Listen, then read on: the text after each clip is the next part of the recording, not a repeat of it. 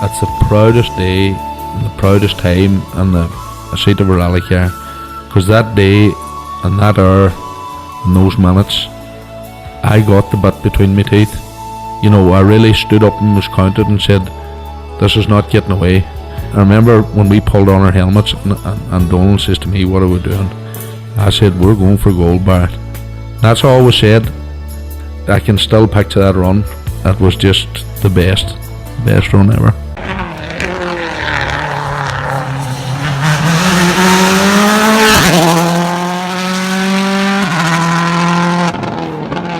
Welcome along to Krunching Gears, the rally podcast. I'm delighted to be welcome along now Connor Edwards, as always. Connor, you're very welcome along. Kevin, thanks very much. My favourite time of the week. Excellent. We're on episode 39 now, and it's hard to believe. And in this episode, then we'll catch up with Martin Brady to hear his latest adventures, and oh, what an adventure it was. And then we also get a chance to catch up with Patrick Croke. And Patrick, I just love his attitude. You know, he's not going to let a wheelchair stop him doing what he wants to do. But, you know, I'll let him tell you all about that later on. But I suppose the main topic conversation this week has been Rally Japan, you know, the final round of the WRC. We kind of thought it would be a bit dull with all the championships decided. No, but it was anything but dull, Connor, at the finish up. Anything but. There's so many things went on, and so much happened in such a short space of time, you know, and so many different issues. I don't know where you'd even start. Yeah, I suppose, where do we start? Toyota come away with a bit of a bloody nose. You know, I would say they're expecting there to go and look out the podium almost. You know, it didn't work that way. These punchers, Sebastian Ogier was giving out wild about them all weekend, and the issues. You have to look at it and say he has a point. Absolutely. Couple of different things there, definitely. Ogier went there to win. Ogier, that was his main thing. It was, look, final event for Toyota in the year. Everything was wrapped up. He was there to win that event, not come second, not come third. He was gutted, if not fecking raging, that, you know, his rally was scuppered so early on the Friday. I think there was a tally done there on social media of the punctures and basically it's something like the Rally 1 crews throughout the year have had 69 punctures.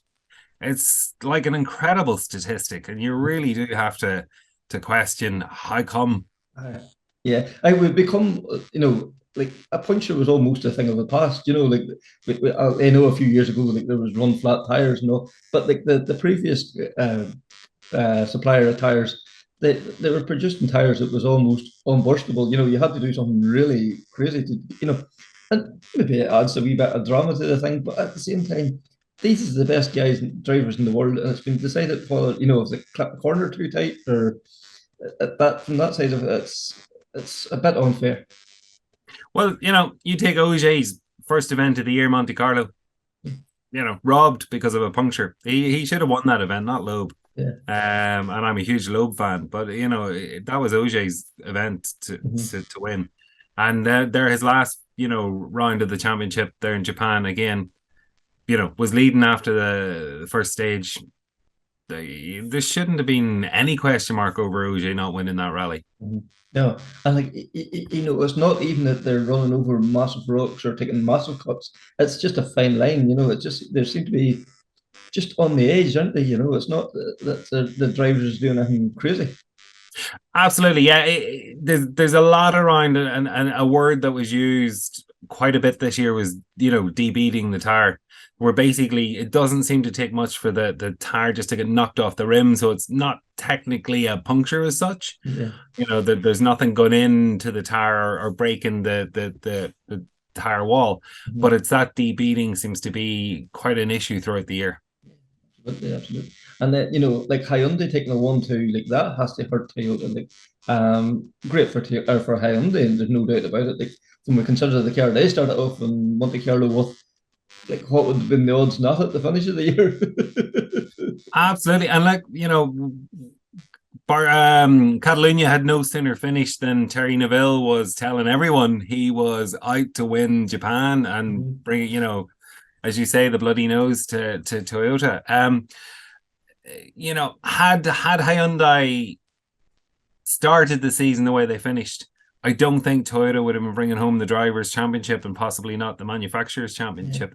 From more or less the second half of the season, it's Hyundai have been on the front foot and Toyota on the back foot, and that's with all the issues that Hyundai still have. It's not like the car is not fully sorted yet. exactly. They haven't got to the bottom of getting that car fully drivable for all, for both Neville and Tanak and Sordo.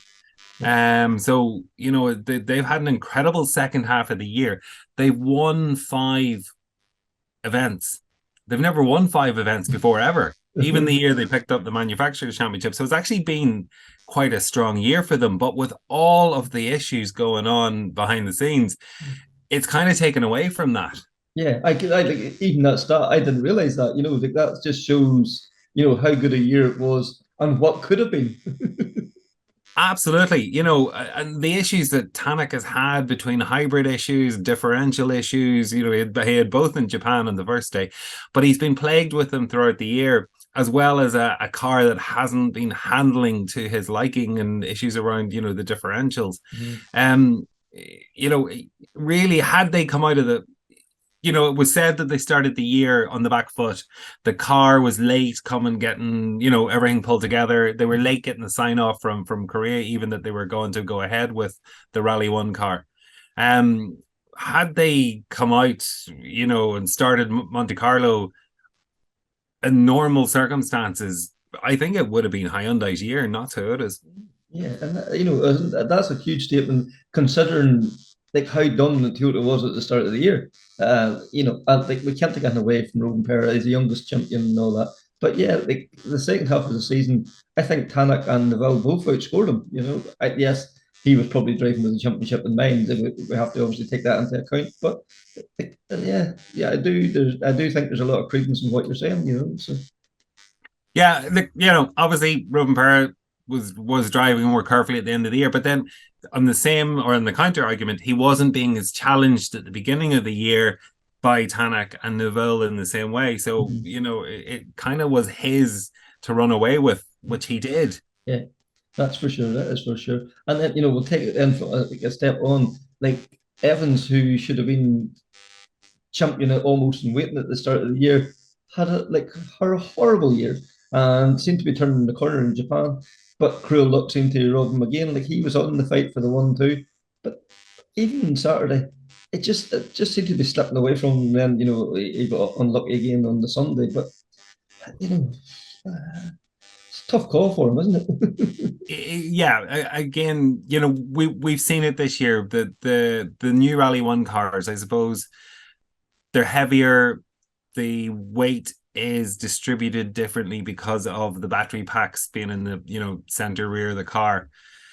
Some of the crews or some of the drivers just haven't gotten into the swing of driving them, and Evans is certainly one of them. It just hasn't clicked for him, especially when you compare it to the last couple of years he had prior to that. And again, robbed by a puncture on Sunday. Was getting to, certainly seemed, and from the interviews he did at stage end, it didn't seem to be that he had done anything differently or changed settings, but it just seemed to be that the car was coming to him. He was comfortable in the car for probably the first time this year, really.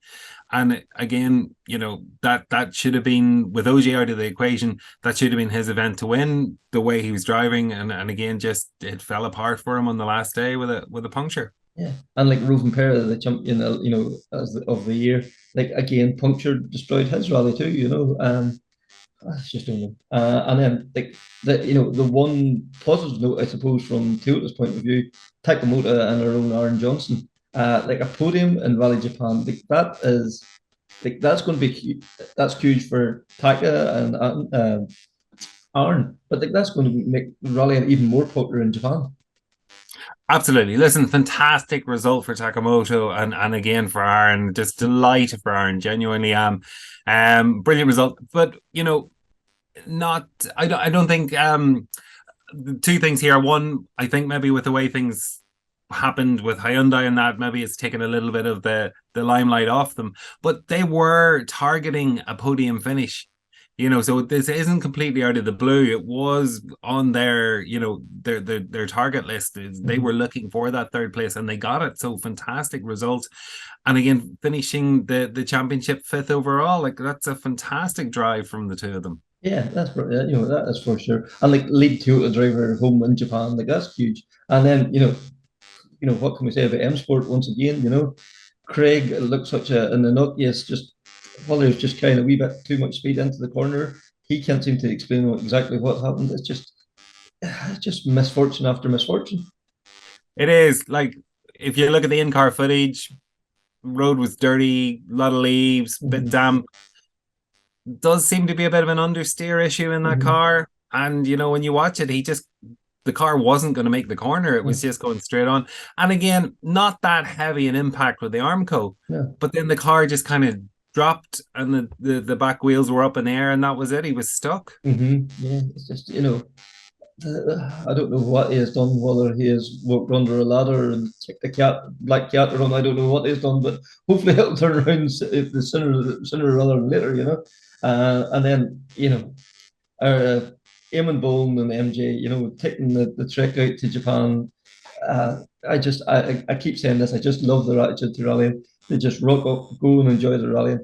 Coming away with, inside the top 20. I think it's 17th overall. Absolutely brilliant. Oh, listen, flawless drive, no issues, no dramas for them. Mhm. Great controlled run in, completely new territory to them as well, and fantastic to come away 17th in a WRC event. And that's it. And like MJ, then that helped him to secure second overall and the WRC2 Masters co-drivers. That's a recognised FIA championship. No different from the Rally One guys or whatever. So that's another huge plus for Irish Rally. Like, I'm not saying he benefit from the MI Rally Academy. MJ's probably falls out of the criteria for it, but still a fantastic result. Oh, listen, brilliant result. Same effort, has to be put into, doing the recce, getting the notes right, Mhm. reading the notes, and doing all the work, the homework, and reading the notes, Mhm. at the correct speed, and etc. for aiming. So, Yeah. same effort goes in. So well done. Absolutely, absolutely. So like that's a huge thing, and that it's like another one that we have to celebrate. Like when we think about it, the year that we've had, in this country, north, south, east, west, the whole lot. Like we have, two WRC champions. You know, John Armstrong second in the junior championship. MJ second in the WRC2 Masters. The BRC one on co-driver. Second overall the driver and co-driver from the JBRC podium knockout there. Uh, you know, it's brilliant.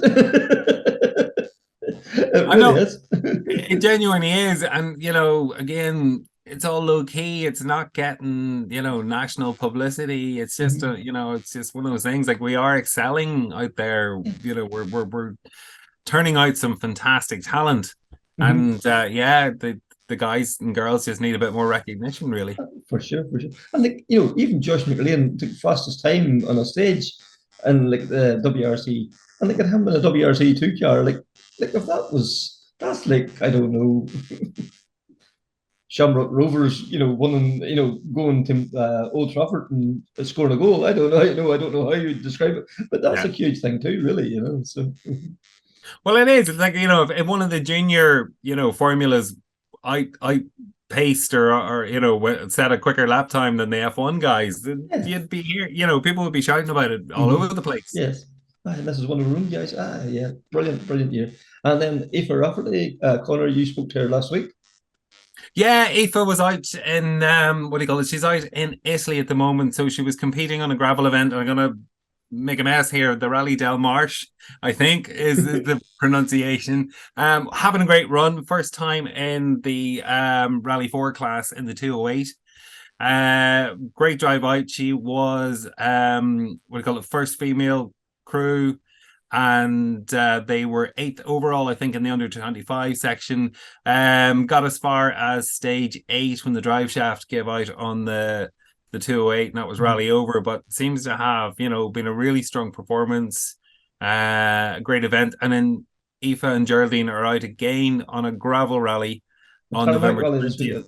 A Yeah, Tarmac yeah. Rally. Aye, this weekend then Or again. sorry, apologies. Yeah, sorry. Yeah. The first one was gravel. The next one is tarmac. Sorry. Yeah. Mm-hmm. Aye, so you know they're going to get another crack at the whip.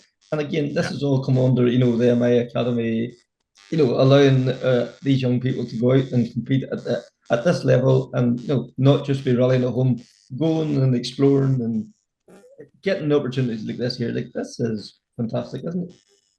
Well, it is. And again, it's all part of this. If we want our girls and guys to be able to go out and compete in the world stage, they have to get the experience and see what it's like to go and rally in other countries and get that experience of being competitive outside of Ireland and having to be self-sufficient. And, they don't have the same support around them that they would have in a home event. So it really is. It's great experience for them. For sure. And talking about foreign events and people that likes to travel, I think this is where we'll cut over to Martin Brady. Like, as I said to Martin when we were talking, like this guy, every time you log on to social media, he's either going somewhere or on his way back from somewhere. He's had a phenomenal year, like with travels and all. But let Martin tell you all about it. I started off by asking him, "That has been a busy year for you," and we'll take it from there. Yeah, it's been a busy year. It was always slated to be a busy year at the start. There was a lot on the calendar, but it turned out maybe busier than I expected in some ways, and took a slightly different direction. Ended up in some rallies that we never expected to go to, but had great fun getting there and enjoyed it. So yeah, it was a busy year. Our plans chopped and changed, but we were always in a rally car most weekends. Anyway. And at the start of the year, Kyle Kelly had great plans to do the American Championship in an R5. And it didn't end well, shall we say, in one of the early events. It started good. We went to Snowdrift and we had a good result there. We were just patient and got a good result there. And then, for Kyle, he's a racing driver first. Racing is work. It's his profession. He's got a team, so that had to come first. And then the second round, we had to miss it for that reason. It clashed with the race, but the plans changed for me. I was adapted and brought back into the team as a spotter. So while the second round of the championship was going on, he was still hearing me in his ear, just in a race, not in a rally car. And then when we got to we struggled with problems with the car in Olympus. That's when we had a 2-car team there. David Higgins joined us for that one-off in Kyle's Citroen. And then the next round, unfortunately, on the track, where it probably shouldn't have happened us, or a racing driver shouldn't crash a rally car on a track, we did that. We just got caught out on the loose section out the back of the track, did a little bit of damage, and then we had to rethink about the season. We hadn't had the results maybe we had hoped at that point. Time was getting to be a crunch for some of the other rounds, and we just made a 180 and said, right, let's go historic rallying instead. So went and done a bunch of rallies in the British Championship, and we went to that excellent event, Escort Special in Belgium, and enjoyed that until, unfortunately, our engine spectacularly let go. You maybe seen that on social media. Yeah. That was a good one, but enjoyed it, and I felt that we were just clicking and getting into tarmac driving because he's an excellent tarmac driver. His race results proved that, but rallying is slightly different. And I figured something was starting to click, and we were starting to get it all figured out. And the next event we did then, we had great plans. So there's been an Escort Cosworth just nestling in the background there for quite a while, an Escort WRC that it came into the stable, shall we say, quite a while ago. And it was just about the opportunity of where to use it and when to use it. And we elected to go to Rally Legend in it. And unfortunately, when we were testing, we had a problem with an ALS valve. And those cars are quite old now. It's not just putting your hand on a spare part straight away. Yeah. And when you go to fix them, you want to make sure that they're fixed right, because the car's been around for a while, and we had somebody appraise it, a mechanic that actually worked on it in period. And it was quite nice to see him look at the car, and he stood back, and one of the comments he made to me was, are you actually going to use this? And I said, oh yeah, it's the plan. We're going to go to Rally Legend, or maybe this, maybe that, and, who knows. And his answer was, it's so perfect, it should be treated now as a piece of jewelry, not as a rally car. So when I called Kyle up and said, yeah, we've had a look at the car, and it's been described as a piece of jewelry. We're still going to wear it, we're still going to use it. So we enjoyed testing it. Unfortunately, we had that failure, and that meant that, as I said, those cars are so valuable and so rare now, that it will just fix it not in a rush, Uh-huh. because in a rush maybe go Rally Legend and something else to go wrong. We didn't want that. But it was an 11th hour call then to get a car sorted, and Kieran Graffin stepped in and sorted us with an Escort, Mark II Escort, and we went to Rally Legend in that instead and had plenty of sideways fun. It worked out pretty good. It wasn't a disappointment, and in some senses it might have seemed like a downgrade, but we made it into an upgrade. So Yeah, good fun. And that's an event like no other. I urge everyone to go and try it once. Frank Kelly has been a great ambassador of that rally for a number of years, and had urged everyone to go and check it out. I would echo his sentiments now, because for me it was utterly surreal. I started a stage behind 206 T16, behind a Rallycross Audi, one of the, to see that thing take off the line. Started behind an 037, started behind an S4. Baby Blue. Baby Blue actually started the last stage. That's true. Yeah. But also one thing, and I must, when I get time, I must post the pictures of it. There was two cars there that in a previous life I had co-driven in. There was the Impreza that Jimmy McRae and Nicola Arena were in, and I co-drove in that car in Ireland many years ago with Pat Norris. It was cool to see that car. Okay, it's down drive and it's different now. And then there was another car that I had done hundreds of miles in, Kevin O'Kane's old 99 Subaru 6XLT. And Stuart Loudon, thanks to Stuart was co-driving in it, and I got his permission to park firmly to sit into it. And I have to say, it affected me more than I thought it would, because I get into it, and although the car is left-hand drive now, back to original what it was, and then would have had it right-hand drive in the time. All the buttons are still the same. All those stickers that Stan Harper's guys would have put on it for some of the different things are still there. I sat in it and I pressed buttons that I would have done in Park Ferme many times. The same trip meter, the same fuel reuse gauge, all that stuff. It was really cool. And it made me realize how lucky we were in Ireland to have so many of those cars rallying with us in period. But it was very cool. An event like no other. And you just have to, one competitor gave me a bit of advice before I got over there, was just to embrace the craziness. And that's exactly what it is. We've got the Italians.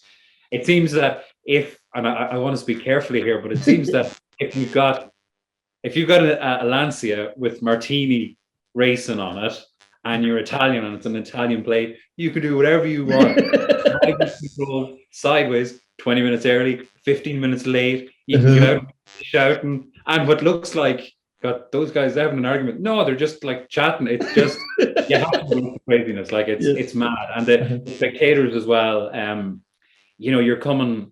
I can't remember the name of the village that town we finished in up the top, but you're coming up into the town and there's thousands of spectators, and they're throwing flares and stuff on the road out in front of you, and they're egging you on, and it's just crazy. Like, and even on Recce, we had one incident where we were, I shouldn't call it an incident, it wasn't an incident. We had one amusing moment, let's call it, where on Recce, we turned in and went to go around one of the chicanes, and we were doing our Recce speed slowly, looking at it. And this Italian lady just comes down the inside, like it was the first corner at Rallycross, passes us by, and proceeds to give us a gesture in the, Italian way. that how we dare go slow and hold her up. And we just came to the next corner just laughing. It's just, embrace the craziness. Go either compete in that event if you can, if you're fortunate enough. And if not, definitely go and watch it, because you get to see all the cool heroes. Kyle, through his association with Sparco in the US, we were on the Sparco stand when they had this sort of launch for the evening. And again, I'm standing there surreal. We're invited to, and we're standing beside, Mickey Biazion, Marco Alain, Cesar Fiorio, all these guys. And I'm thinking, genuinely, I remember I had a poster of Mickey Biazion on my wall as a kid in the Sapphire Sierra, the Autoglass Sierra. And you're just there thinking, where else would you get it? Yeah, a great memory. Really how did this happen? And then as well. Exactly. Yeah, it's crazy to see those guys, and it's just it's you have to, as I say it again, embrace the craziness. But it's really a demonstration more than a rally. It's not the part we were in wasn't a competitive element. The bit that I loved as well too, you'd post it on social media, you were doing your service, and next thing the world champion just rolls up beside you and starts servicing the car right beside the side of the road, Absolutely, yeah. It was like I'm old enough to remember when we had Chase in Ireland and you come out of a stage and just, go where you go and meet your crew. So it was like that. And we had a guy who worked for RED on the World Championship in previous years. And it was great sitting at dinner every night and asking him all these questions I wanted to ask him about escort WRCs and bend his ear about stuff. But he enjoyed it because it was back to the old system of you don't just sit in service all day. No, you're out there going the whole day. Yeah, and they make the point of meeting at a cafe where they're, he'll say, I'm at such and such a cafe, and text them a couple of minutes, we're clear of the stage, and they've been in, they've had their coffee and whatever. And one of the American guys from the race team came over with us, and it was his first time in Europe, first time at a rally in Europe, obviously, and seeing all these things. Like, imagine that as your first experience, and you're at a chase point. He's going to be so disappointed when he goes to an ordinary rally. Cali Robenpera just thunders in this, works Salika, and he gets out calm as he can be, and there's autograph hunters everywhere, and it was cool. And then of course we wouldn't be us if we didn't do a bit of this big shower of fans that had gathered for Cali. So when Kyle decided to leave, he just went full hoopla out, full sideways, tire smoke everywhere. But that's what everyone wants. That's what you're there for. I mean, never once, you see the police standing on a roundabout, and it's expected that you do it. It's just, and they're comfortable not to. Yeah, the whole area just embraces it. That it's there to put a show on for the fans. It's excited. Can I just take you back now? You mentioned you done spotter for Kyle and some of the race events. That's a complete your co-driving experience would probably actually feed into that a wee bit, because you're looking, you're watching, you're picking out what you see to him. Would I be? It's probably right or wrong. Yeah, it's a bit like that, and it was very an unusual place to end up in doing that job, considering I had never done it before. I knew what it was. I had an interest in it, and Kyle, to his credit, backed me for that. That he thought I could do it, and it worked out well. But I went. So he did a couple of NASCAR races this year, not the ovals, but the road courses, because of his speciality at that. And surreal to think that the first NASCAR race I'd been, and I always had such an interest in NASCAR and a respect for it, because I knew it was more technical than it appears behind the scenes, and there's a lot more in it. But when you watch it on TV, it has the entertainment side of it, but the sporting side of it is more than you would expect. And I was there, on the spotter stand, and in that race there was 4 spotters. There wasn't just me. There was different points around the track, and it's just cool to think I'm there in the middle of them all, a complete and utter amateur. It was the equivalent of having done one single stage rally, or a track like Kirkeston, and then turning up to a World Championship rally. It's still 3 pedals and a steering wheel, or a set of notes and time cards. But that's having that trust in you, that you will do the job that you're there to do. It's the same as co-driving. It's he has that level of trust in you. That speaks volumes. Yeah, he definitely had, because you can. It's like the old adage: you can't win it, but you can lose it. Yeah, if I messed something up and told him the wrong thing, could end up putting him in a place where he doesn't need to be on the track, and causing an incident. And you could ruin somebody else's race, not just his. Now, I have to say, sometimes it's about what you don't say as well. Like, I think in say, for example, I think in one of the races, like 48 laps, I reckoned that I spoke maybe 20 times or 20 something times. But equally, when it's when there's silence and there's nothing to say, and you try and be measured in your words, and it's a bit like you do see it. I posted some videos of because NASCAR record everybody's, so all the feed on the radio is recorded, so it's not like you can even have a chat and go, see that lad there, or be disrespectful or disingenuous, or start slagging somebody off, because you can be sure you're going to end up on YouTube or in the stewards room. But you hear how the other spotters, how they talk and what they say, and it's stuff like inside. I didn't do it. I wouldn't be confident enough to get into all of the terms. So me, it was pretty much clear if there's you're the middle of 3, 1 car back, 2 you would give the gap behind, or that sort of stuff. And then for the strategy and pit calls, and that's all down to the crew chief. So happily I didn't have to do that, but it was it's sort of calling notes It's probably, you know, probably more like night navigation skills than skills, really, because you're going very much by the seat of your pants. But I'll always be very proud that I was there. And then the second, you know, that it was to come in as a complete amateur. And then the funny story, you know, at the NASCAR races, every driver is introduced to the crowd. They're brought out on the stage and all this pomp and ceremony. And when the drivers were waiting in the queue to be called out, there's this great picture somebody got on Instagram, and it's Kyle and Kimi Räikkönen at the back of the pack, and their heads down, and the two of them are talking, and they're completely oblivious to the show that's going on in front of them. And, you know, I said to him after, well, what were you talking about?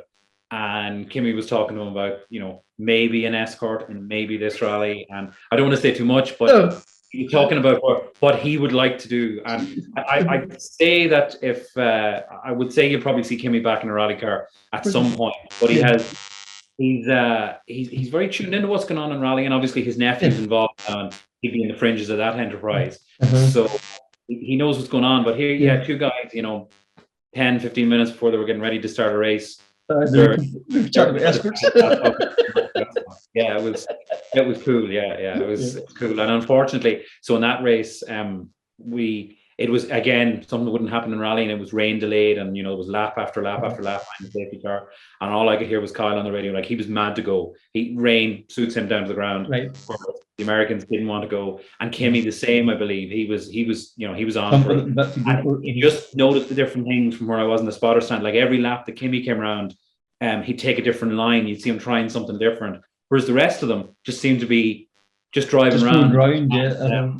Yeah, it was cool. So Kyle went out with a mechanical problem with that steering issue, and then Kimi actually got punted and went off. So I was hoping that there'd be like an after race prize given, after race party, get Kimi to sign his book for me and so on. Unfortunately, that didn't happen because we all went for an early bath after that one. Yeah. But you never know. We might meet him in a rally maybe next year.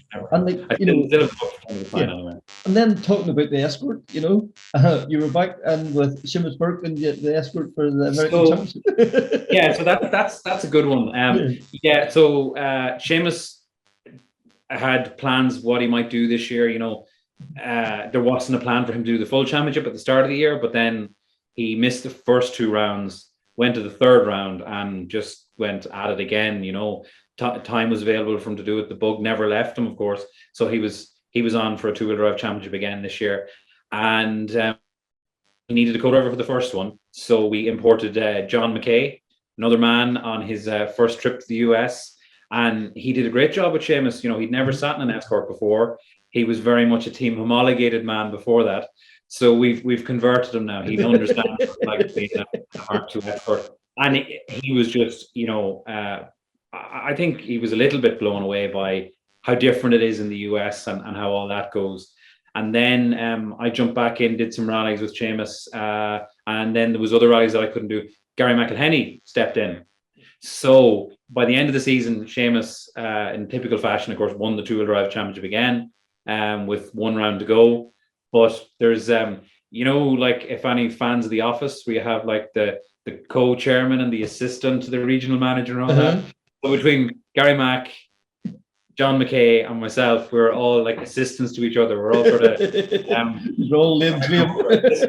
co-driver champions. Between us, anyway, we assisted the champion. Yes. And that was it. And of course, and you talk about social media. Another thing that got plenty of clicks was our big accident in Maine, which was very uncharacteristic. I did the numbers on it, and I think it was 37 rallies that Seamus and I had done in that car, plus the 2 or 3 he did when I wasn't there, and he'd never put a mark on it. No, and it was almost really a national day of mourning after, wasn't there? It was unbelievable the way it to go. He was so determined that the car was going to be fixed immediately. And, you know, he got out of it, and it was funny how things happen. A guy that we had never met before, an Irish rally fan living in the US, had come up to Seamus in service, getting him to sign a T-shirt, sign a thing for his little kid. And, you know, you'd sort of know the Irish rally fans over there. I hadn't come across this guy before, and, you know, had a bit of a chat with him in service, went on about our business out to the next stage. And when we were upside down, this same guy was the first guy that came to the window. But it was nice in that moment to hear an Irish voice that, well, there's somebody here that knows what they're doing. There's somebody here to pull and drag at the door and get us out. Yes. It's if you have a little bit of help to get out of a thing when you're upside down on your roof, it's Aye. always helpful. So he was good to us, and actually had managed to catch it on film, but it was a very simple mistake with big consequences. We weren't going hard because we didn't need to go hard, and Seamus had been watching the temperature of the car on the dash from the previous stage, and in that car there was a road screen and a stage screen, and he'd forgotten to change it to the stage screen at the start of the stage. And we went off the start line, and he went to look down and see what the temperature was doing, and I need to change the page. Looked down, and I saw it myself. I saw the head go down, the peak of the helmet, looking down. The corner was coming, it was tightening, and I just thought, he hasn't got this. And when he looked up, we were just off the line.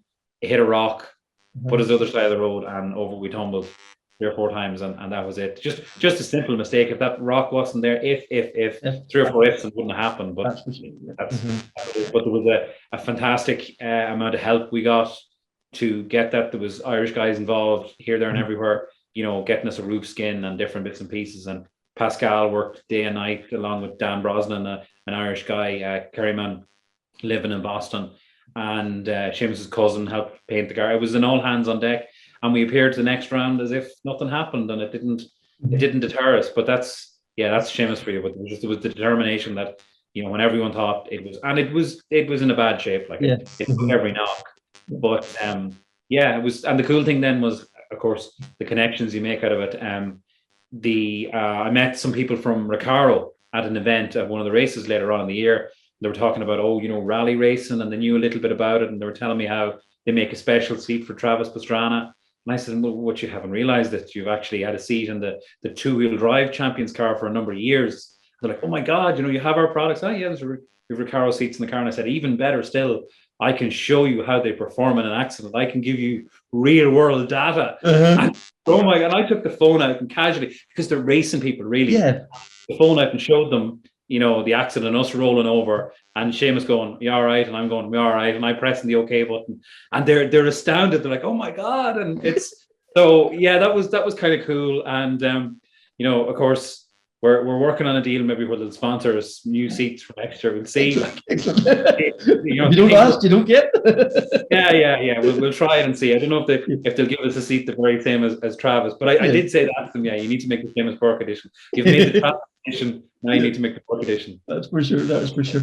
And then you also got the opportunity to go to Barbados this year as well. Yeah, another very enjoyable rally, enjoyable week with really nice people.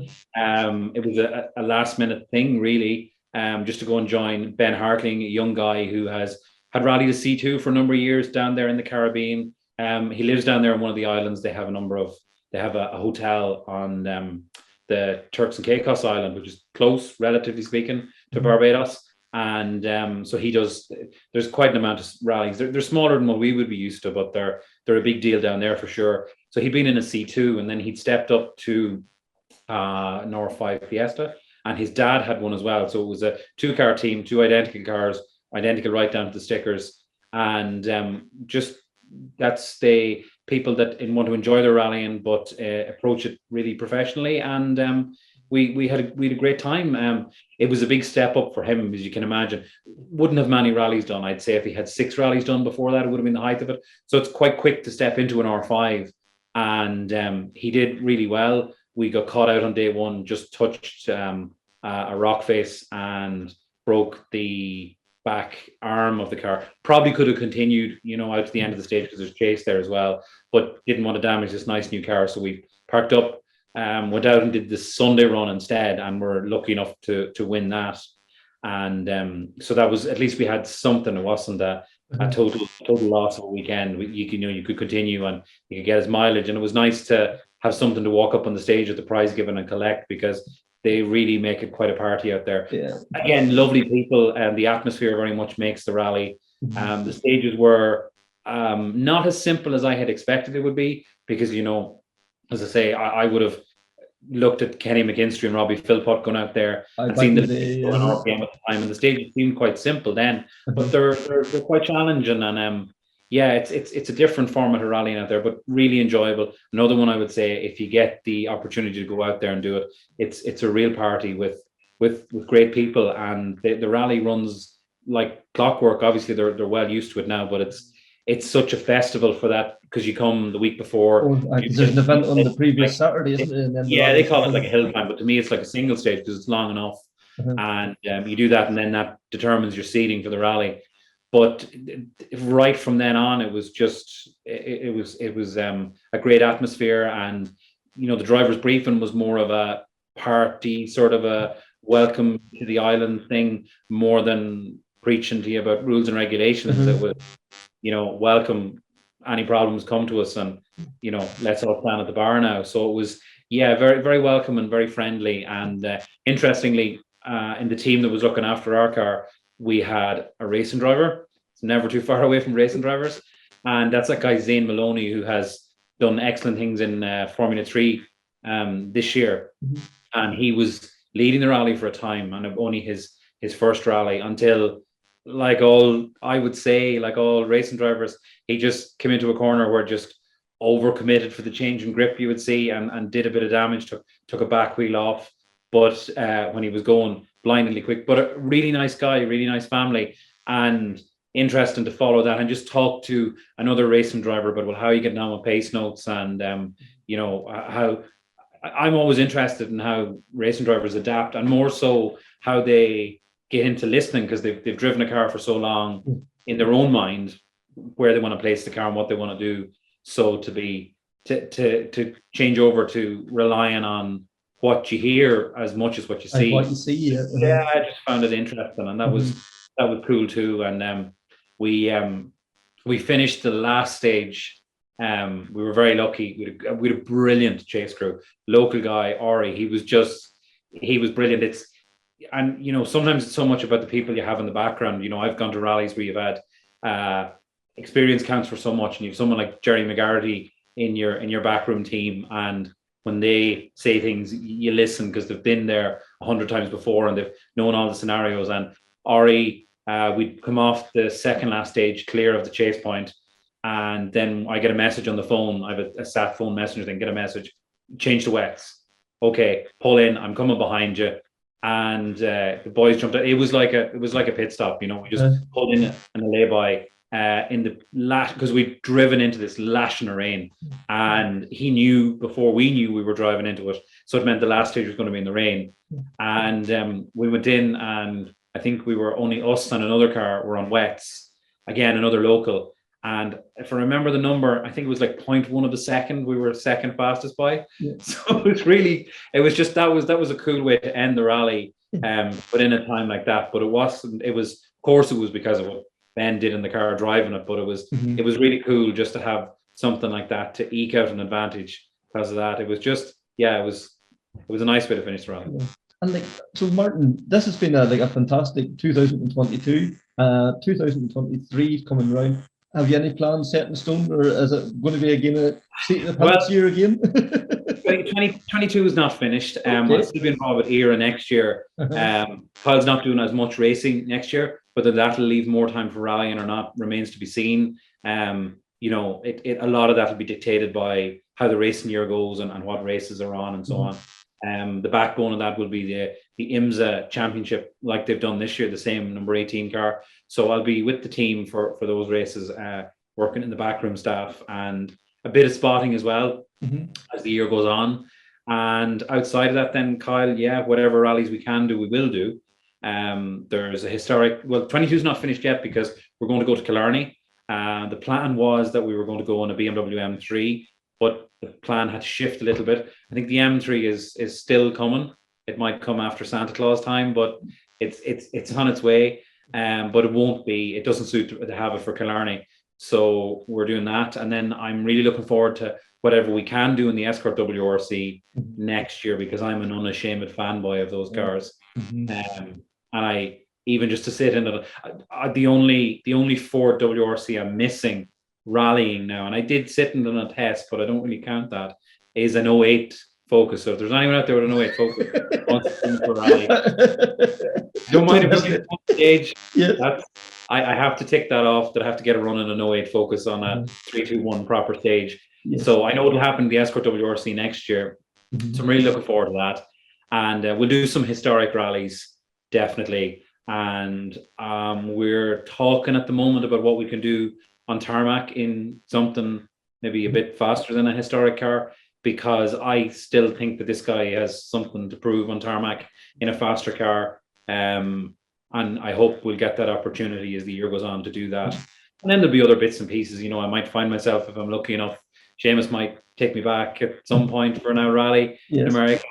There'll be, have license will travel. Like, there'll be plenty. And have that battle with Kimmy maybe on the stages as well. You never know before the year's out. Yeah. So again, there's a hope that we might do a rally that Kimmy's doing. As I say, Kyle and him spoke, and I think you'll see Kimmy in a rally car at some point, and I hope that we'll be there too. That's the plan. I mean, and I've said to Kyle, I've gone to different races, and Montoya's racing in the championship that we're doing, and I've seen other household names like you see Bubba Wallace standing beside you in the paddock, or Jimmy Johnson, these guys, Denny Hamlin, another guy that maybe in rally circles it's not a big name, but that's as big a name as you're gonna get. Like, that's like Fisher and McKay or whatever. It's that sort of thing. So, and you take them as you find them. They're all good people. But I had said to Kyle, the one person I will be a proper fangirl for will be Kimmy. I'll be tongue tied if I ever get to stand beside Kimmy and speak to him. And he was like, "That's that doesn't go to the ice with Kimmy." He's a normal guy, and you chat away to him. And probably, yes, I'd say maybe if I go up to him and start nerding out talking to him about the time he had a Super 2000 Punto, and say to him stuff, something about, what about that Super 2000 Punto? Is she still in the shed? That has one as well, or something like that. Yeah, you might get on better. Or that sort of stuff. Like, I'm big into motorsport books, and I have as many as the house can accommodate. And I bought Raikkonen's book as soon as it came out, because it sounded interesting, and it was interesting, very interesting. Learned a lot about him. Interestingly, when he wanted the book written, it's his official biography, he asked a Finnish poet to write it, because he wanted somebody with a different perspective to write it. So it is a different sports journalist. That was a poet. Again, giving advice. If you read one motorsport book biography, read Kemmy's one, and if you read a second one, read Possum Bourne's. That's also excellent. That's a whole other story. Unfortunately, for the rally fans, though, I will say, in Kimmy's book, the bit about the rally, and it's only a paragraph long. And when I got to that, I was a little bit disappointed that they reduced the rally into just one paragraph. But the rest of it, was very interesting. A good read if you're any sort of a fan of Kimmy at all, or motorsport books. Well, Martin, it's been an absolute pleasure once again, and look forward to our chats again in 23.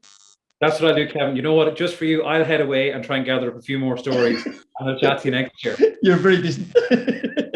All right. Thanks very much, Kevin. Thank you. On the show. Thank you. Bye. Absolute pleasure there to catch up with Martin. The guy is a star. I also had the chance to catch up with Patrick Croke. This is a fascinating story. I think you'll all agree with that. Patrick is a real character. I started off by asking Patrick, what sparked his interest in rally? I suppose since I was born, I grew up in a family of rally fanatics. My dad rallied, my uncles rallied, my auntie rallied. So the community that I live in is a big rallying community. So that's where the interest sparked. And I was always going to go down there if you weren't in a rally car.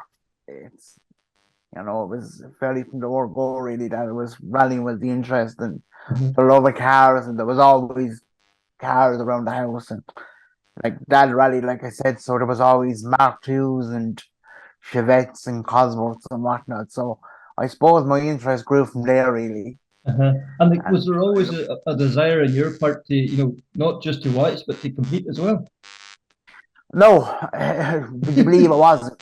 And like everything, growing up with a disability, I was born with a cerebral palsy. So that means I had no use of the legs. I did to a certain extent, but obviously I couldn't walk without being unaided. So no, so that came about. I was about 16, 17. People around me were rallying, and the brother was co-driving for the dad, and then the brother bought a rally car, and then he was rallying then himself, and I was always there going to the events and obviously hauling yourself in and out of the car and going up to the tape and going to service. And I always said, something, one day I'd love to be able to even navigate on a single stage or something like that. Mhm. Never like what I'm after doing, never going that far as what I'm after doing. So I suppose it's really started back then, about 16 or 17. I really said to myself, something now, I'd love to be able to get into a rally car and see could I even call pace notes. So that's how we came about. We started navigating first for my dad and stuff like that. Small events, not major, small events around local. Mhm. It wasn't any major, but that's how it got it going. Yeah, and then So, like I think the whole world at this stage knows 2017. The opportunity to come on, they settle on with Craig and a Mark II on the yeah, Ravensborough. Like what an yeah. opportunity for any man. Never mind yourself. Do you know something, Kevin? It's nearly 5 years since that day happened. Uh-huh. And I will say that was probably one of the best days of my life. And that's a big thing to say. Like I Uh-huh. said, I'm after doing stuff with Craig and rallying and stuff like that. And it's just to get the opportunity to sit beside that caliber of driver was something unique. It was even when you look back on the in-car, or when you look back at a picture or look back at a clip on YouTube, it brings back the day. It was phenomenal. It was Hi, look, absolutely. you must look at them photographs and go, that's me sitting in there. Yeah, it is. It really does. And sometimes you have to pinch yourself and go, Jesus, there's people that would give thousands upon thousands Yeah. of money to sit beside Craig Breen. Uh-huh. I know there's friends of mine that would jump at the chance, Yes. absolutely jump at the chance. Uh-huh. But it was an incredible day. It was an absolute incredible day. Yeah. So it And was. like we've seen the end car, just the way the banter between the two, is chatting about Manus Yeah. Kelly, one and Donegal, all them kind of Yeah, things. well, It's now, unbelievable. like, if the man was here himself, Craig, he tell you how it came about. Um, how I got to sit in with Craig, it was coming up my 30th birthday, and my birthday was the 21st of June, and Yes. the Ravens Rock was on the 27th. Yes. So Craig rang mum and dad one Monday or Tuesday and said, "Look, could I bring Patrick for a spin in the Ravens Rock?" And of course, the mother and father were like, "Oh, Jesus, Craig, we don't know. What about the wheelchair?" And he said, look, Janet Pat, that's the mother and father name. Look, Janet and Pat, don't worry about it. Um, it'll be grand. We'll sort it. We'll just go out. We'll take it handy. Uh-huh. Handy being the operative word. But it started off, I didn't find out until the Wednesday because obviously I had to go and get a license quickly. And first of all, it was meant to be a daring. And I kind of went, how in the name of Jesus are they going to get a bear like me into a Darien? Like you'd have to build a Darien around you. Like it's not like, and then thank God it turned out to be a Mark II. Yes. But oh, fantastic car. But Uh-huh. that was a 30th birthday present from Craig Jesus. to me, Uh-huh. and it was amazing the whole day. But like even going wrecking of the Saturday, like we started out like as normal Uh-huh. into the Julie's hotel, and we signed on in the morning and went out and done the wrecking. And his girlfriend Tammy actually made the pace notes, as Right. in Uh-huh. she called him to Craig, and Craig, or yeah, he Uh-huh. called him to Tammy, and he was able to put him in words that Patrick would understand. They were Yes. very, very simple, Kevin. And Yes. he said, look, he said, you'll have no bother Yeah. getting Give the me a car vague tomorrow idea of morning. what's going up here. Like, Yes. Uh-huh. well, like he done one loop of the 3 stages. He said, right, Uh-huh. now change seats. So I sat in the passenger seat where Tammy was, and he gave me the book, and he said, look, call him when you see him. Uh-huh. I call him when you see him. And we done the recce, and he said, yeah, I can't see why not. So fast forward 24 hours, we went in, we done the driver brief, belting myself in the car, going out the road section. Brilliant, excitement, brilliant, really building. And we pulled up to the start line, and my leg was leaning on the horn, and he turned around to me and he said, "Would you ever get your leg off that effing brake? You're deafening me." And we had to call one of the people, like we were in the dead zone, and I think in front of us was either Niall McGuire or the chap up from Dublin in the Skoda.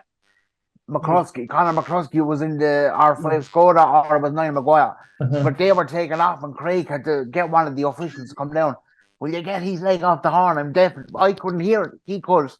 So anyway, your man got me leg off the horn. He closed the door and he said, "Right, Paddy, are you ready?" So he said, "Right, when you just do what I told you to do. Take it easy. Don't worry about the camera. Don't worry about it. Enjoy the day." So Paddy said, "Yeah, no bother." So he said, "Look," he said, "count me down for 15 seconds." And I never forget it. I went 15. So I said, "That's grand." Then it came to 5, 4, 3, 2, 1. And he said, "Geez, Paddy, we're not even gone past 3 yet." He said, "And you're on 1."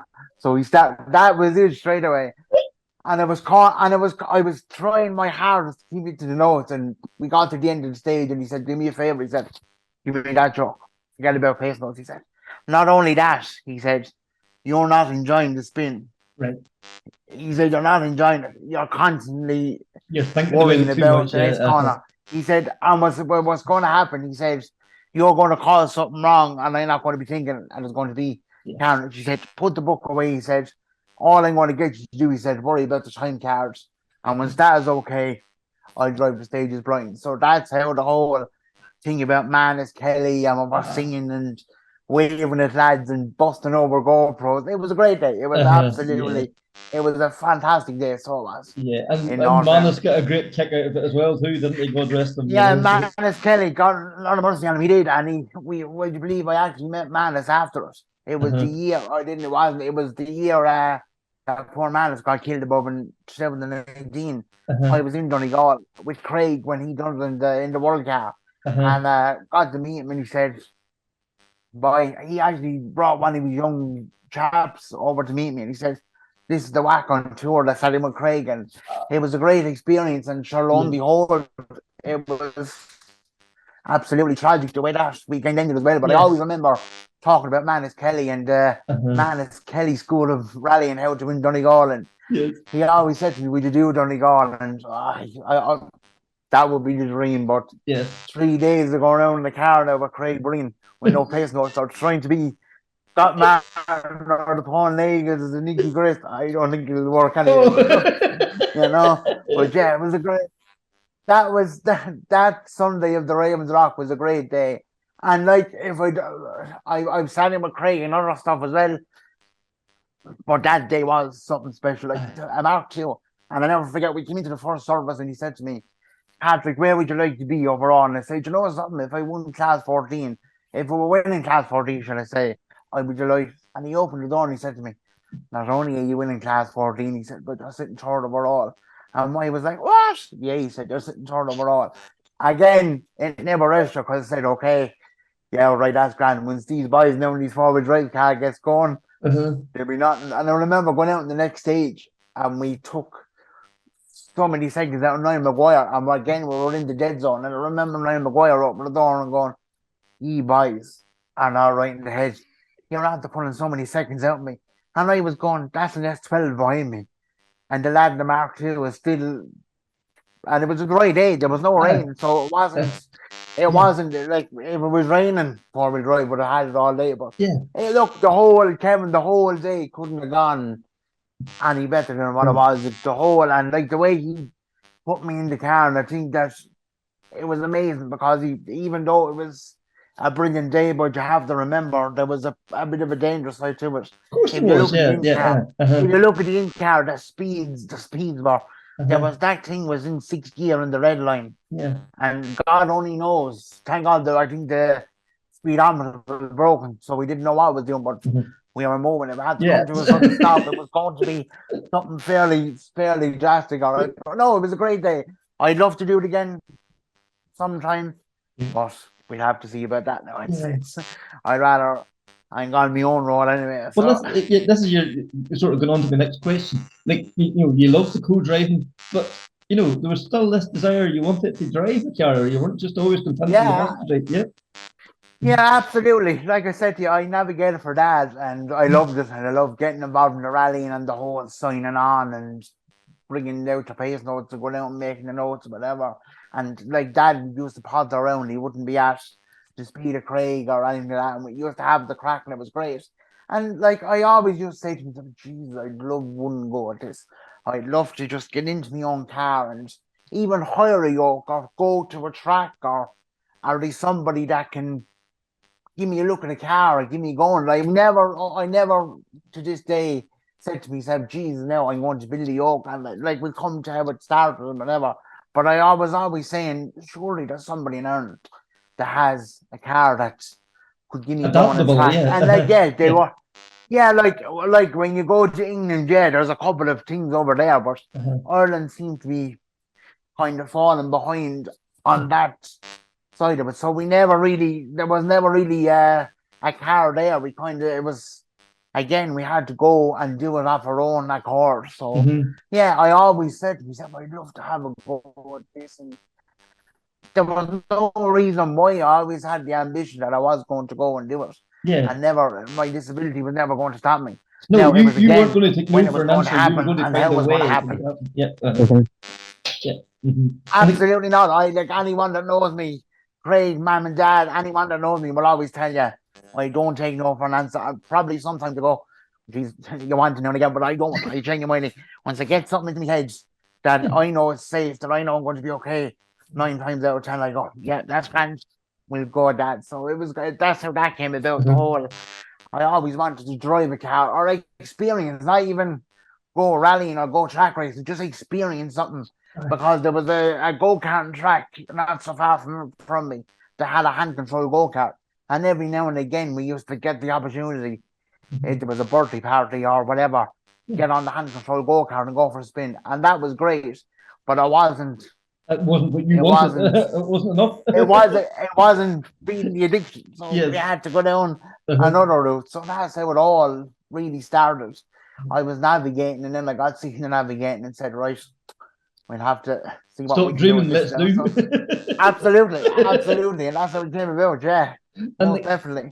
And the C2 that you got, that had to be hand built to your needs, really, didn't it? Yeah, so the C2 started life as a rallycross car. There was a chap in County Meath that had it and he was selling it. And again, how it came about was a friend of mine, Jack Brennan's dad, that you had on there a couple of weeks ago. His dad, Peter, was looking for a car for me. So he said to me, look, leave it to me, I'll get you something. And I said, no, Peter, find me something now that's going to be pretty. All right, I don't arrive in with a rust book. No, he said, leave it to me. He said, I'll find you a machine. So lo and behold, anyway, Peter arrived in and this, actually I was lying in bed one morning and this thing arrived in. And I looked at the phone and it was a C2 rallycross car. And he said, what do you think of that? And I said, you know, something is great. It's a lovely yoke. He said, I'd like to tomorrow morning and we go look at it. So texted me the following evening anyway, and I'll never forget it. It was absolutely lashing raining. And the two of us going up through Dublin and the wind and the rain. I said, this better be worse. So he said, look, he said, it's grand. And we kind of we left us 5 in the evening. We didn't get home until about 12, 1 o'clock the next morning, early hours of the morning. So we done the deal with the bio and we bought the C2 and we brought it home. Now, the C2 that you all see is actually reshelled into a different car because when we brought the car home, we kind of figured out that the C2 rallycross car was a bit ropey. And as the chaps were building it, they said, look, if you had contact with something, might hit something, it wouldn't be the best. So a friend of mine at the time, his mother was after, I think she was after taking it or she was after giving up driving. I think something around anyway. And she had a red C2 1.6 that was sitting out the back of a house. And he said, look, he said, you can have it. I don't want nothing for it. Have the car. And look, I know what you want to do with it. He said, have the car. No problem at all. So brilliant. That was great. So we had a rallycross car and we had the road going C2. So a friend of mine in Wexford, Sean Cal, NCRS rally prep, they said, give us down the car, 2 cars, and we started. So what they done, Kevin, was obviously they stripped out the road car and they had to do all the seam welding and whatnot, and then they took all the safety cages out and they put it into the C2 and seats and harnesses, and that's how it's done. But all that's different from my car is, I know obviously it's automatic, Yes. and at the moment I am in the middle of getting it fully sequential Right. on the WRC paddle. Oh, But yeah. at the moment it is automatic, which is kind of a nuisance because the car is never No, going you right. want it, yeah. It's not what it is. But getting back to the building of the car, all that is my car is the roll cage slopes down to the door, and there's a hand control in it. But it's totally what it would be. Yeah. It's a lovely car, and it's a lovely car to drive. It's great, Uh-huh. and it's a great experience. But yeah, they took it on board. So what happened was, Kevin, I started building the car in January in 2020, and obviously COVID struck. Oops. So in the middle of all this, then around February, March, April, my younger brother died in the April. My younger brother passed away. Seamus, Lord be good to him. So then I lost the whole faith in the car. You would obviously Yeah, your of head course, is not yeah. in it. No. Something happens like that, you're not going to be in the right frame of mind. Mhm. And the boys could see that I was after taking no interest in it. So fair play to them. They had no work, and they said, right, we're going to get this project done. And that's exactly what they did. And fairness to them, I have to take the hat off to Sean and all the boys, including Peter and my own mother and father. Everyone kind of rallied around, Yes. and the car was done. Mhm. And come September, there was a bit of enjoyment. Mhm. And it was a great car. We picked it up and went to my first event was China above in Oh. Mhm. Galway, which was brilliant. So it was a great, and it was a brilliant experience. So it Yeah. was. And then, to pull up to that start line on the very first run, like it must have been shit, this is happening. Pardon me. Yeah, well, there's a small bit of a story, so we might as well tell it because in case it does come out. Well, the morning we got up and I drove out to the racetrack and the boys were taking the C2 off the trailer. And like that, you just go up, sign on, nothing major, scrutiny the car. So I bet to be 7 inch the car. And we were doing the formation lap, and the lad said, no, go out and relax. You're not in Monte Carlo. You're not Chris Meek. Just chill the beans. Go out and enjoy. I said, yeah, no bother. So I took out the pit lane anyway. And this fella in front of me was warming the tires. And I said, geez, should I be doing that? I said. So I came down the street this thing, and I hit the brakes. And I just done that you can just imagine it's like a rod coming up, and I just done that, Kevin. And the whole lot span around in a 360. And the lads were like, Mother of Lord God, what are we after leaving in behind the wheel? And like that, from that day on, it was the crack. It was, geez, and it was it's funny because there was muck flying everywhere, and the lads were laughing, and even the officials were laughing. And I just came back in and lined up, and after that, then it was the proper green light at the time, and it was off we went. Never looked back. Brilliant, It was brilliant. great. It was great. It was great for us. Yeah. Yeah. And like that, that has allowed you to fulfill your dream. Like, Yeah. isn't that such an amazing story, really, isn't it? So. It is. It's a kind of a unique story because, like, you have, how would you do it? You have people in wheelchairs, they play basketball. You have wheelchair rugby. You have wheelchair hurling. You have people in wheelchairs that can swim. You have people in wheelchairs that can do shot put, javelin, stuff like that. You don't see people in wheelchairs getting into rally cars. I'm sure people are there going, like, this man can't use his legs. Yeah. Is he so mad that he wants to get into something that could potentially wipe you out or make a lot worse if it does go wrong? I don't see the danger in it. And that's the thing. That's where it's unique, Kevin.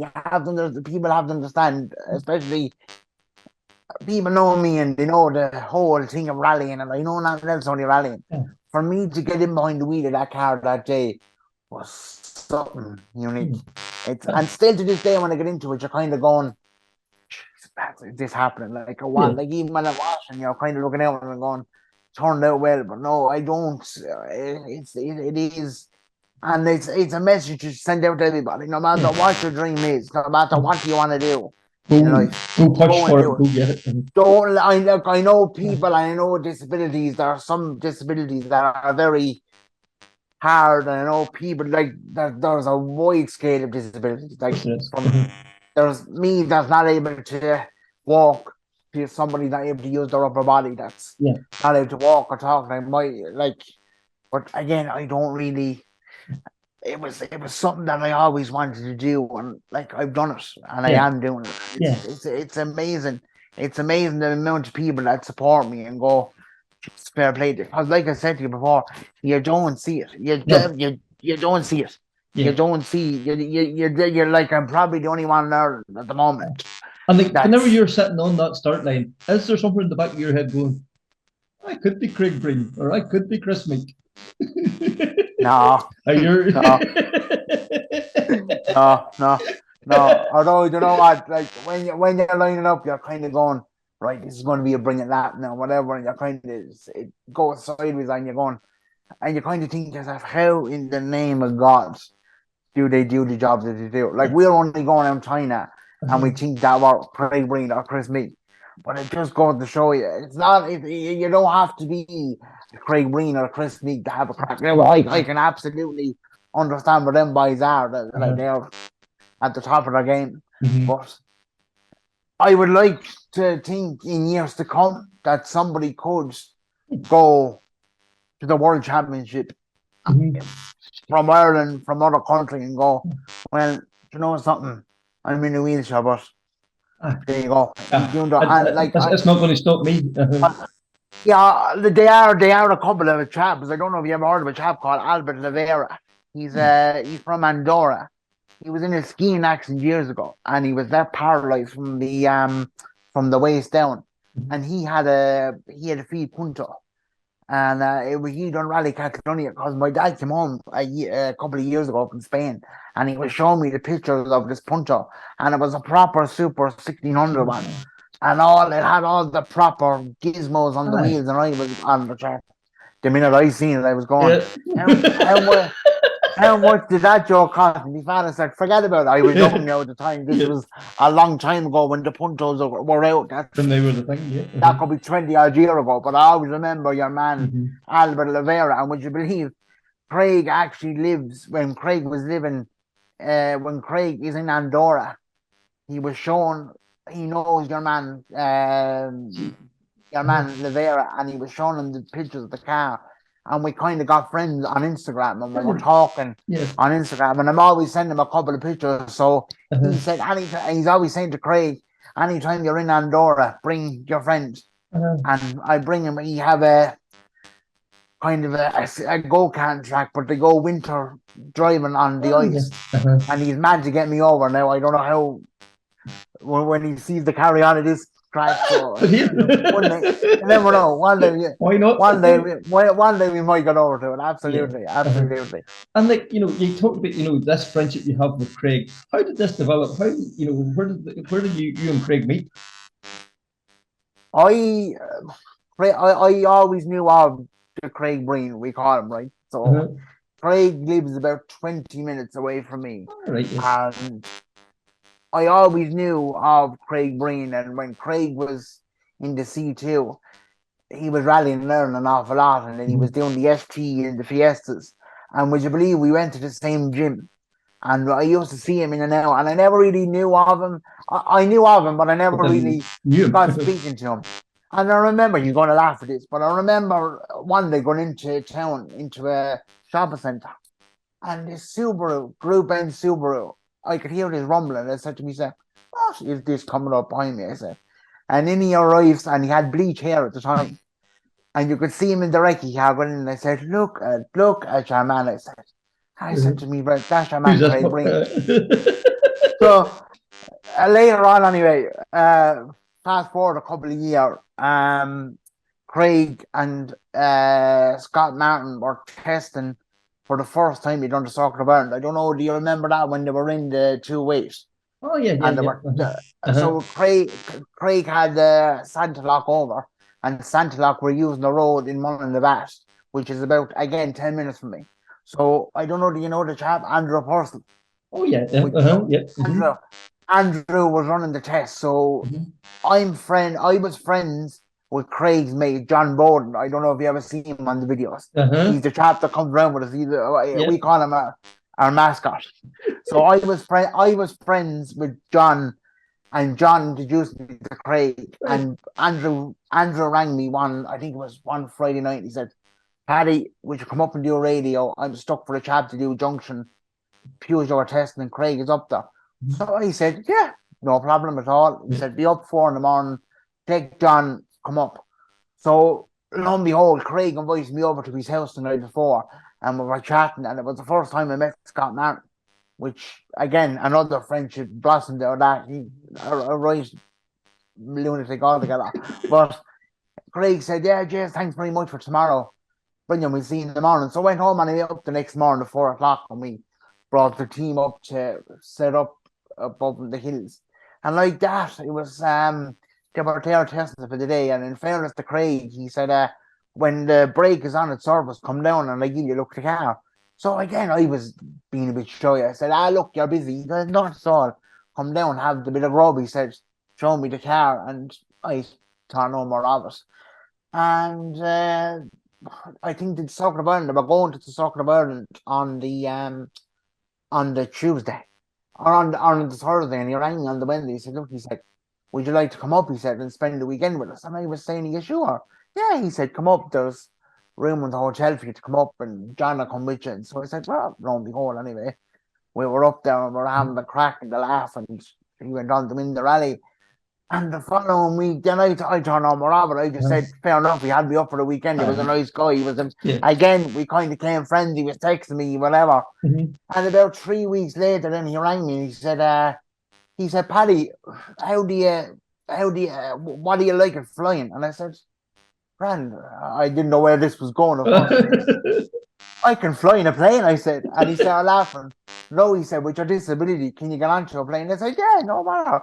Obviously, when you book a flight, you have to let him know that you have to have assistance or whatnot. And he said, "Jesus, that's brilliant." He said, "Listen," he said, "I'm going over to do a test in a DS3 or 5 for Citroen Racing." This when the program was starting up with Citroen Racing, which yourself and John like to come with me. And he said, "Look, you're going to be going for about a week because we're going to go to my family's villa, which is in Albufeira, and the test was on in Porto, which is about an hour's flight." So I was like, "Yeah, geez, brilliant, I'll go." And so we went again on the plane, had the crack, had the ball, I laughed, cracking the joke, and the message was going. And went to the test, and he showed me again this DS3 and Citroen were there and stuff like that. And we came home, and then that was it. It started from there. And I have to say, he's a lovely guy. He is, and we have a unique friendship. And I remember then he brought me to Monaghan another time. There's so many stories, but the one that stood out the most, even though the whack on tour and the Mark II was a brilliant achievement. But I don't know if you ever remember your Declan Brennan had DBM Sports above in Monaghan. Oh yeah. And he had a machine, and for all the world, it's called an Alter G machine. If you look this machine up, and him and Craig, obviously he seen me with Craig, and he seen the wheelchair, and it must have been talking going on or whatnot. He said, "Can Patrick walk?" And Craig said, "I actually don't know." He said, "Can he walk?" As like obviously I never seen him obviously in the wheelchair. And Craig said to me, he said, "Look," he said, "we're going for a spin. I have a surprise for you." So I said to myself, "Jesus, okay, where are we going now?" Because whenever you went away with Craig, you didn't know, were you coming home or were you coming home next week? It was Do you kind need a of suitcase or what's the story here? like you could go like, do we need a passport and a bag, or are we just going for chips? Because he's like one of these fellas, you wouldn't know where you ended up. So he said, "No," he said, "I have to go to Manhattan. I have to go look at something." So I said, "Right, no matter." So we went to Manhattan, and up to meet this Declan Brennan, which he was a lovely fella. And he said, "Can you walk?" And I said, "Nope." And he said, "Right," he said, "You're going to walk." And I kind of looked at him and said, "Oh, huh?" "Yeah," he said, "You're going to walk." And I said, "Right, okay." And I kind of said to Craig, I haven't walked about 20 years. I said, "I don't think you're going to walk today." And here's Craig. "You'll be grand, Paddy." He said, "You'll be grand." So he brought me into this room, and I'll never forget it. It was like a treadmill, and you sit into it, and it fills you with air. And what it does is the machine fills you with air, and it brings your body weight and your air, and you're able to support, like, for all the world. All I can describe it to you is it's like standing in water. That's the equivalent of it. So I got onto this machine and they harnessed me up. In fairness to him, your man had all the people there and they put me into this machine and they got me going, and I actually took steps. And Craig was roaring, your man was roaring. So like the stories like that about Craig, and it's little unique things that people, even though people know him as the Craig Breen, the man WRC, like he is, but apart from that, he's a brilliant person, that he's after doing stuff for me and for others, that he really is a great friend. And I have to say, he is no fairness to him. Yeah. Now, we'll have to qualify this. Whenever he was asked in Rally Spain by Conor Edwards, my co-host, who was the better co-driver, he allowed the Bowden he had the 100% record, you know. I have to say, I'd have to give it to John Bowden, because I said to me, when I heard that John was doing the rally, I kind of said to myself, "Oh my God," because John has a street attack, and he can use the word live. Yeah. He don't like speed, and I kind of said to myself, he's sitting in the car with a head case, because that's what Craig is. Like, Craig would absolutely go out of his way to frighten the Lord Jesus out there. And I kind of said to myself, I could give her 2 stages and this man is getting out of it. And I said, John, just get in and enjoy it. Just do what I do.